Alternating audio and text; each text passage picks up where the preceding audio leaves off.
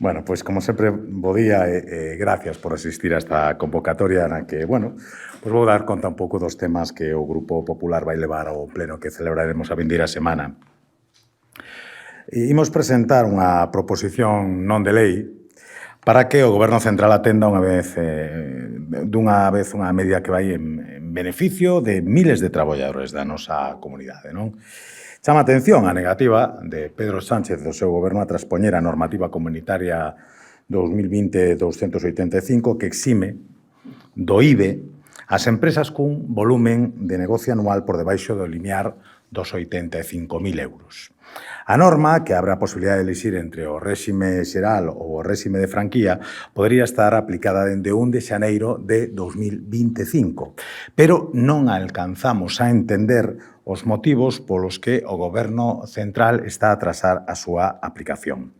O IBE franqueado está pensado para aliviar a carga burocrática e financiera dos colectivos de autónomas e de pequenas e medianas empresas. E este réxime o que fai é evitar liquidacións periódicas de IBE e simplifica a facturación co consecuente aforro de tempo e de custes. E quero recordar que en Galicia hai alrededor de 100.000 potenciais beneficiarios desta medida. A semana pasada a Comisión Europea dáballe un tirón de orellas ao Goberno Central e informaba de que levaría a España ante o Tribunal de Xusticia da Unión Europea por, insisto, esa falta de sensibilidade cun colectivo primordial para o tecido económico deste país. Por iso, dende Galicia, tamén lle exiximos ao Goberno de Pedro Sánchez a que, de maneira urxente, antes de que remate este ano, pois poña en funcionamento o réxime de franquía do IBE para as pequenas empresas e para as persoas autónomas. A segunda das nosas proposicións non de lei tamén é relativa a outra decisión do Goberno que vai en contra de outro colectivo, neste caso, o que está directamente vinculado ao sector do mar.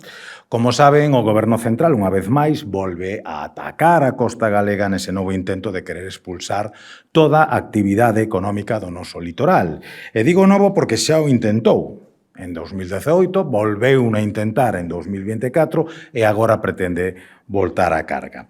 A reforma do Regulamento Xeral de Costas introduce cambios relevantes no réximo de concesións do dominio público marítimo terrestre, limitando a súa duración e poñendo así en risco a continuidade de instalacións vinculadas ao complexo Marindustria e a outras tamén de carácter social. E o que pedimos a Pedro Sánchez é que cese xa neste intento continuado e francamente incomprensible de boicotear o litoral galego, que dé a cara, que explique ás comunidades autónomas cales son as súas verdadeiras pretensións con respecto a unha reforma que, dende logo, non conta co respaldo da sociedade galega.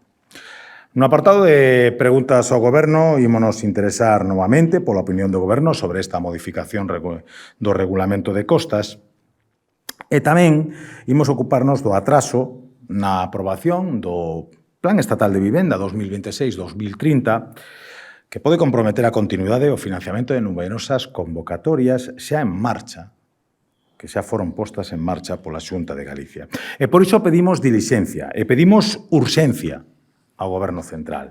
Non se pode presumir de compromiso coas políticas de vivenda cando o que se está a facer é poñer paus nas rodas. E, por último, a última das nosas preguntas, afondaremos o noso interés polas axudas destinadas a proxectos para a restauración da biodiversidade e dos ecosistemas mariños e para a rexeneración da productividade dos nosos bancos marisqueiros. Para rematar, tamén avanzar o debate do proxecto da Lei de Modificación da Lei de Saúde de Galicia, pola que se establecen medidas de prevención e protección integral contra a violencia no sistema sanitario galego. Por lo tanto, imos impulsar esta legislación que busca protexer máis e mellor as persoas que traballan no ámbito sanitario de Galicia. E, por outra banda, pois vaise producir a comparecencia a petición propia do Conselleiro de Educación, Ciencia, Universidades e Formación Profesional precisamente para informar deste último tema.